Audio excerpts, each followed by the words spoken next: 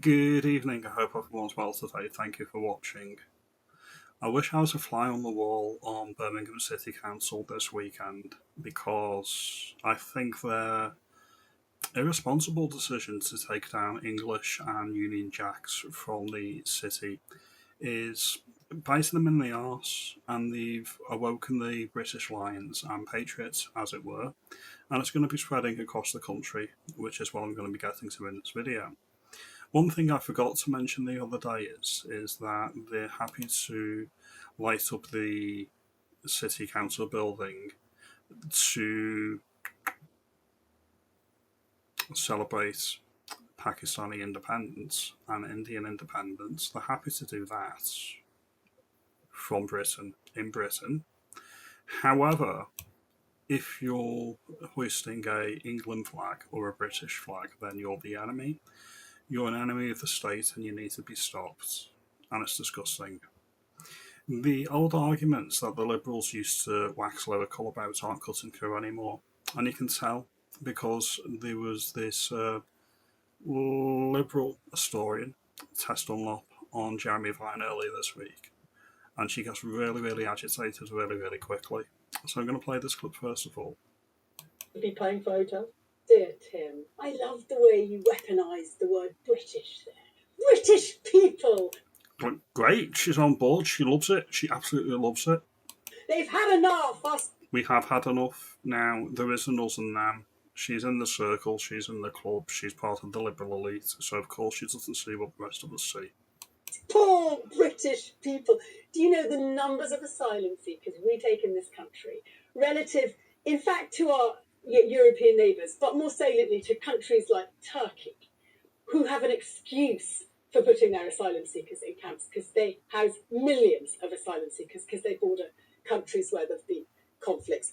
We are not even beginning to understand what it means to have a serious asylum problem. So let's just own that for a start. I'll tell you what we can own.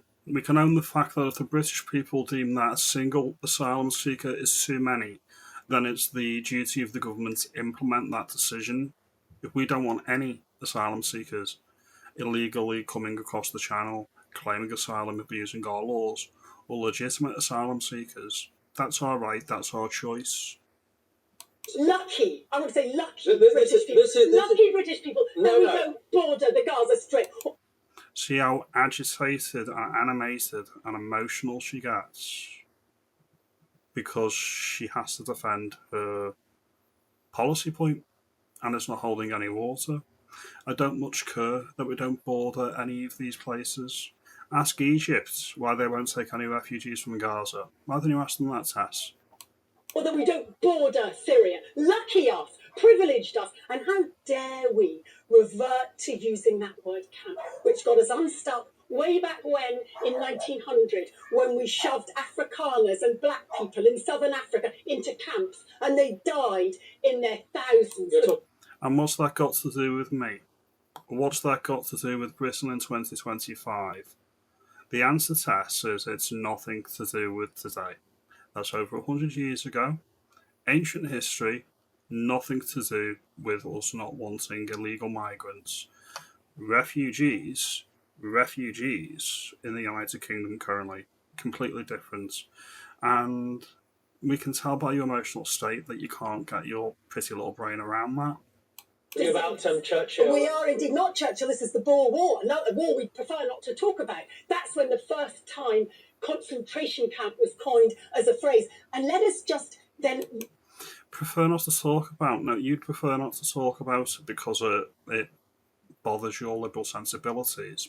Talk about it all you want. It won't cut any mustard with me. Talk about it until the cows come home. I really don't give a hoot.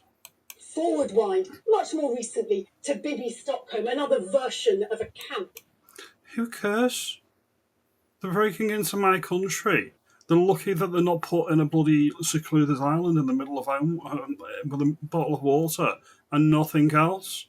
If I had my way, they wouldn't set foot on British land, not a single one. Where Legionella disease, by the way, because the camps in southern Africa in the Boer War. My theory on in the outbreak is it was engineered, and it was engineered by either somebody who went onto the boat to get it shut down. And that's my opinion. I can't actually prove that, but that's my view.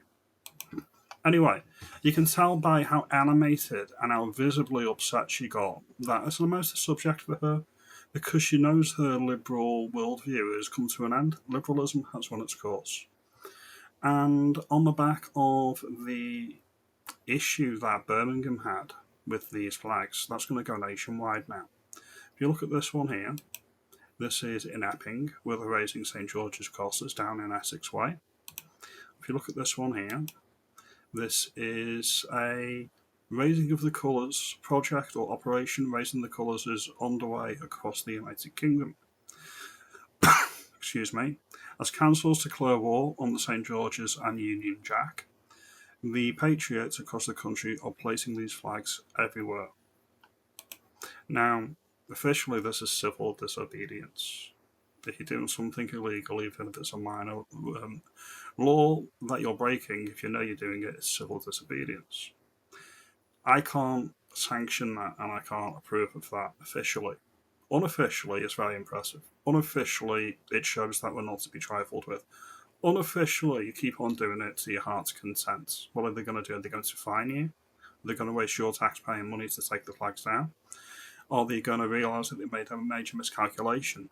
I would hope that they realise they've made a major miscalculation. The civic nationalism that you're seeing throughout the United Kingdom is not just confined to the migrant hotels anymore. It's becoming more widespread. So there we go.